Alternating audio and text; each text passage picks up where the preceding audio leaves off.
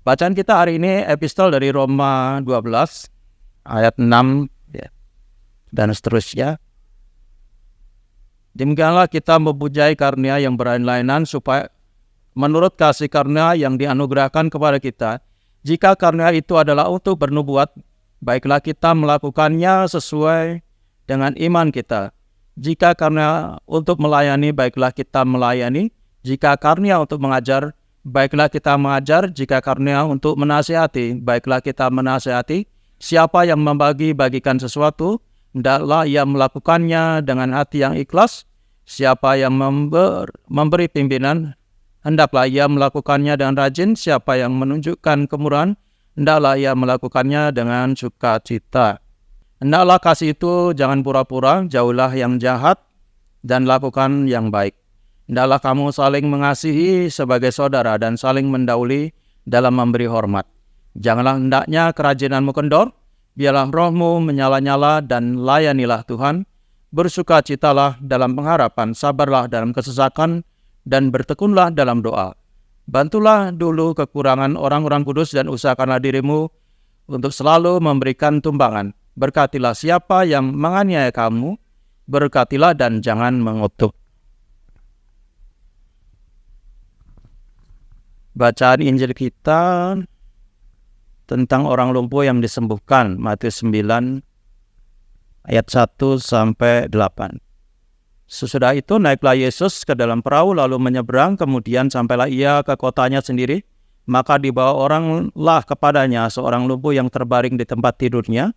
Ketika Yesus melihat iman mereka, berkatalah ia kepada orang lumpuh itu, "Percayalah hai anakku, dosamu sudah diampuni." Maka berkatalah beberapa orang ahli Taurat dalam hatinya, ia menghujat Allah. Tetapi Yesus mengetahui pikiran mereka lalu berkata, "Mengapa kamu memikirkan hal-hal yang jahat di dalam hatimu? Manakah lebih mudah mengatakan dosamu sudah diampuni atau mengatakan bangunlah dan berjalanlah? Tetapi supaya kamu tahu bahwa di dunia ini anak manusia berkuasa mengampuni dosa." Lalu berkatalah ia kepada orang lumpuh itu, "Bangunlah, angkatlah tempat tidurmu dan pulanglah ke rumahmu." Dan orang itu pun bangun lalu pulang.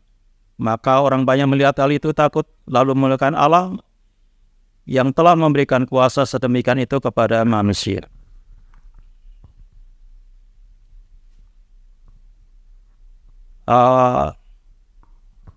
Ortodoksia, ya, ajaran ortodok itu belakangan ini sangat ini ya, di dalam dunia teologi itu sangat menjadi booming, ya, jadi booming. Bukan hanya di Indonesia, tapi juga di negara-negara yang mayoritasnya non ortodok. So di Amerika yang basicnya itu adalah negara Protestan, ya, ortodok juga berkembang. Dan di negara-negara yang basicnya ortodok, walaupun mengalami aniaya, tapi juga mereka bertahan. Termasuk di Indonesia ini juga, kalau kita perhatikan itu sangat tren, ya, menjadi tren. Dan akhirnya kemudian menjadi semacam bisa jadi sparring partner, ya. Jadi banyak orang dari teologi lain, ya, dari gereja lain yang hanya belajar dari iman ortodok, gitu kan, untuk modal debat sesama Kristen atau dengan agama lain. Nah, kalau kita perhatikan itu banyak sekali yang tertarik, ya. Dan kebetulan Romo juga kan nomor teleponnya kan dipasang di YouTube-nya Romo Daniel dan juga di website-nya GOI. Sering Romo dihubungi, ya, orang yang tertarik untuk belajar iman ortodok, tapi tidak semuanya berlanjut kepada katekisasi. Ada juga yang telepon, ya, dia awalnya tanya pendapat saya, ya, saya jelaskan ini bukan pendapat saya, tetapi menurut ajaran gereja seperti ini. Tetapi si orang yang telepon itu, ya, dia cuman ini saja, mau menerima kebenaran yang dia pahami, dan itu dipaksakan supaya itu diakui juga kebenaran dari kita, dari gereja kita. Ya nggak bisa dia sampai ngotot segala macam, ya ya silakan kalau kamu bertahan seperti itu, ya. Tetapi itu bukan ajaran gereja ortodok.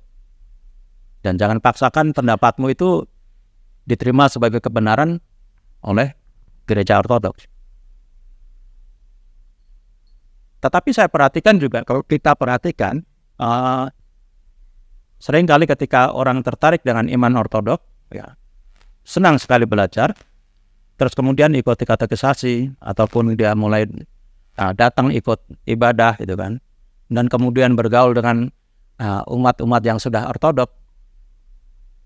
Pada satu titik, dia kemudian punya kesimpulan, sama saja ternyata umat ortodok sama umat heterodok sama saja, kelakuannya sama saja. Jadi akhirnya ya udahlah, kalau cuman sama saja ya buat apa ya. Kalau cuman hanya sampai tahap ortodoksi, ya tahap pengajaran, ya nggak perlu dia sampai merasa nggak perlu saya jadi umat ortodok gitu. Cukup mengimani ajarannya saja. Karena ternyata umat yang sudah ortodok pun tidak mencerminkan ortopraksianya, praktek hidup yang lurus. Sehingga Rasul Paulus pun juga menuliskan surat kepada jemaat di Roma, ya, itu supaya umat di Roma bukan hanya menjadi anggota gereja, tetapi juga aktif dalam melayani. Menggunakan karunia yang dimiliki untuk melayani, untuk pengembangan gereja. Kalau cuma sebatas kita beriman, kita percaya, kita dibaptis, kita menerima ajarannya, tetapi tidak mempraktekkan ajarannya itu, ya percuma saja. Sehingga sama seperti Rasul Paulus, dia menghimbau kepada jemaat di Roma untuk menggunakan talentanya, untuk menggunakan bakat yang mereka miliki untuk melayani Tuhan. Makanya di minggu-minggu yang lalu kan ada pengajaran dari Romo tentang tugas-tugas anggota gereja itu kan. Itu bagian mengingatkan kepada kita semua bahwa kita semua ini, para umat ini juga harus terlibat dalam pelayanan, harus memanfaatkan atau memaksimalkan talentanya, ya, untuk melayani Tuhan, untuk pengembangan gereja ini. Melayani Tuhan tidak hanya harus menjadi seorang rohaniwan, klerus, ya, tidak harus menjadi seorang romo, tetapi juga menjadi umat awam yang terlibat dalam pelayanan itu juga sangat diperlukan oleh gereja. Ya, dari hal yang kecil saja. Gereja kita ini kan sering diundang untuk acara-acara kegiatan, ya, kegiatan-kegiatan dari pemerintah atau dari lembaga-lembaga lain.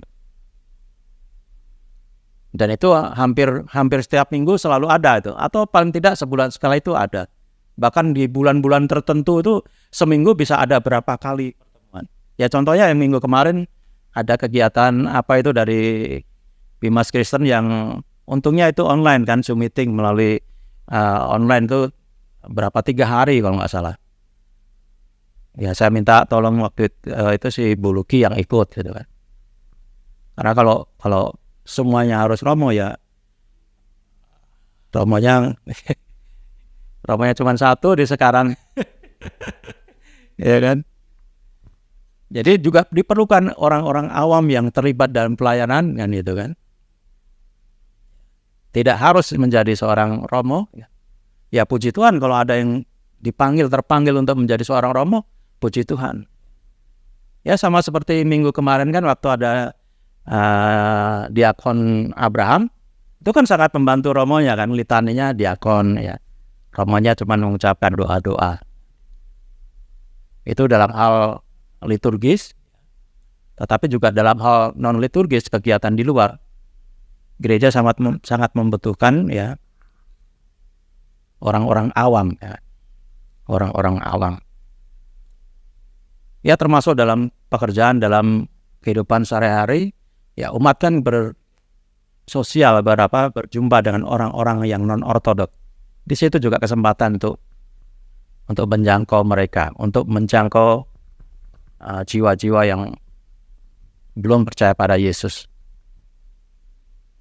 Sehingga seperti jemaat di Roma yang diingatkan oleh Rasul Paulus, ini juga menjadi pengingat buat kita supaya kita menggunakan kemampuan kita, bakat yang kita miliki untuk melayani Tuhan. Di dalam Injil bacaan kita dari Injil Matius 9 tadi, kisah si orang lumpuh ini, orang lumpuh yang kemudian diampuni dosanya, kemudian dia menjadi sembuh. Ini gambaran dari kita juga. Kita ini orang-orang berdosa ini, yang secara iman itu lumpuh kan sebelumnya, yang secara iman itu kita mati kan, sebelum kita percaya pada Yesus. Kemudian kita disembuhkan, kita dihidupkan kembali melalui sakramen baptisan. Sakramen baptisan itu menandakan sama seperti orang lumpuh ini, yang dia menjadi sembuh setelah dosanya diampuni, menandakan bahwa kesembuhan si orang lumpuh ini bukan karena kemampuannya dia, bukan karena diobati oleh dokter atau tabib, tetapi ketika dosanya diampuni oleh Tuhan Yesus, dia mengalami kesembuhan.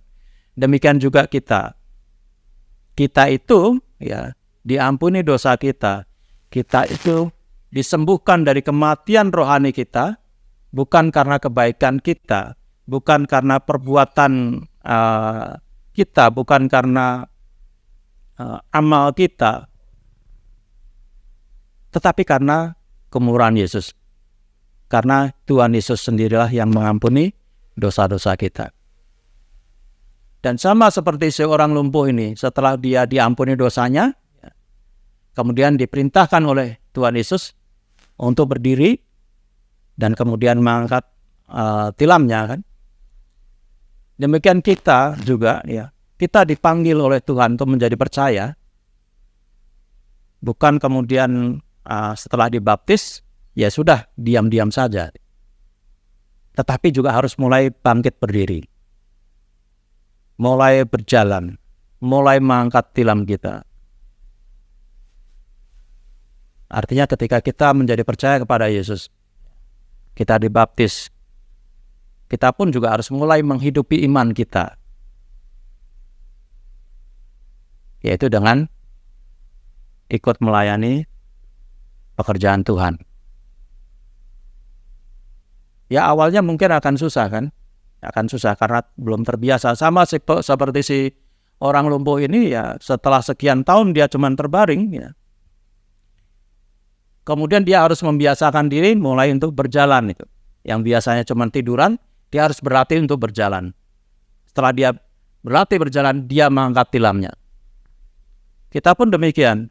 Kita memanfaatkan atau menggunakan talenta kita, bakat kita untuk melayani Tuhan itu dimulai dengan hal-hal yang kecil dulu kan. Dimulai dari hal yang kecil tetapi itu kemudian konsisten dan berkelanjutan. Bukan hanya latihan berjalan, terus kemudian tiduran lagi, terus kemudian latihan lagi berjalan, tiduran lagi. Itu nanti nggak akan berkembang, cuman di situ-situ saja mutar-mutar.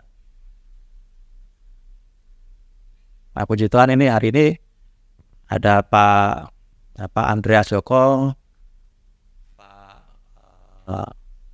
Pak David juga datang kan. Nanti bisa koordinasi untuk pelayanan yang di radio itu kan. Kebetulan beliau ini pengalaman ini pelayan di radio sama Romo Daniel dulu. Nanti bisa dimulai lagi, bisa diskusi, dimulai lagi pelayanan di radio. Ya mungkin seperti ide yang disampaikan Pak Andreas Joko dengan mengisi renungan-renungan singkat sekian menit Dari situ nanti bisa berkembang kembali seperti siaran yang dulu itu Pak Ada tanya jawab, ada Bible study. Itu sebelum pandemi waktu itu Pak pelayanan-pelayanan seperti itu bisa dimulai lagi. Dan juga dimulai dari hal yang kecil tetapi kemudian konsisten dan makin bertumbuh. Dan itu juga nanti akan bisa maksimal, Pak. Jadi kita dipanggil bukan hanya untuk menerima keselamatan, tetapi juga untuk terlibat aktif mengerjakan keselamatan itu. Mengerjakan keselamatan itu melalui mengembangkan pelayanan-pelayanan gereja dan kemudian memberi makanan yang sehat kepada tubuh, baik itu jasmani dan rohani kita, melalui sakramen-sakramen. Melalui sakramen perjamuan kudus, melalui pengakuan dosa, itu adalah makanan-makan rohani supaya tubuh kita tidak menjadi lumpuh lagi. Sama seperti orang lumpuh ini yang sudah disembuhkan oleh Yesus, awalnya dengan diampuni dosanya, kemudian disuruh untuk berdiri, berjalan dan mengangkat tilam. Kita pun harus demikian juga. Setelah kita menerima pengampunan dosa, menerima keselamatan melalui baptisan, kita juga harus mengerjakan keselamatan itu. Mulai berdiri, berjalan, melangkah, mengangkat tilam kita, dan juga memberikan asupan isi kepada rohani dan jasmani kita melalui sakramen-sakramen perjamuan kudus dan pengakuan dosa, sehingga kita bisa maksimal mengembangkan talenta kita, mengembangkan bakat kita untuk secara aktif melayani Tuhan, mengembangkan gereja kita. Demikian renungan singkat pagi ini. Kiranya Kristus selalu menolong kita menjadi orang lumpuh yang sudah disembuhkan, yang bangkit, dan mengangkat tilam yang bahkan mampu berlari. Amin. Dengan Bapa, Putra, dan Roh Kudus.